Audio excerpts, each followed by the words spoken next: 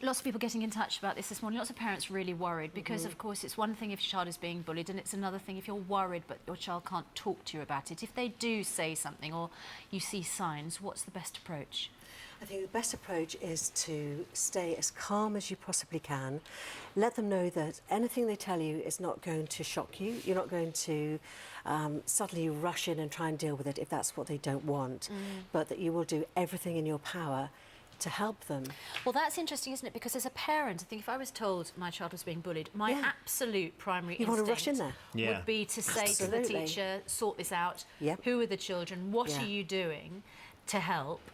Is that not the right thing to do? It depends how it's done, because if a child is worried that you're going to go in and tackle the bully and then it's going to escalate and get even worse, then they're not going to tell you. But if, as a parent, you're able to have a very quiet word with the teacher and say, look, we think this is going on.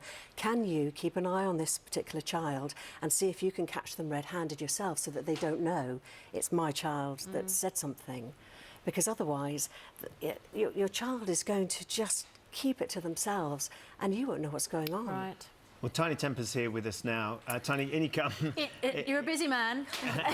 just hurry up. Popped into the studio. Tinie, thank you for coming in. Lovely to see you. Obviously, this is hugely... If you just sit yourself there. It's a hugely important issue, of course, and one that you have first-hand experience of. Talk about how you came and your experience of bullying and your involvement with it, with what happened at your school. You know, basically, I think it's something that's just frequent in schools, kind of nationwide, you know, and I think it's an issue that kind of goes into adult life as well. So I've always been quite passionate about it. And basically, I teamed up with Cartoon Network and we launched the CN Bully Network, and it's basically trying to speak out and raise awareness for kids who are getting bullied across the UK. Did you ever experience bullying?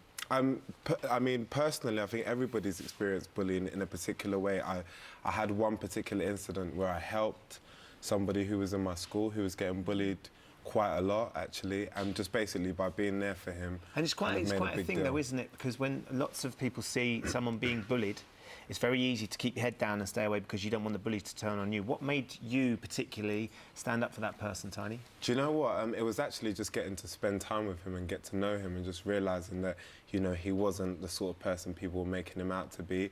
And I think once people saw me associating myself with him, it kind of made it easier for other people to do the same. Were you confident at school? Is that what helped? I guess so, yeah, pretty confident. But how amazing, Pippa, to have a confident role model there who doesn't shy away. That's extraordinary. Because a lot of people, if they see somebody being bullied, will join the bullies because they're afraid themselves that they're going to be the next one to be bullied.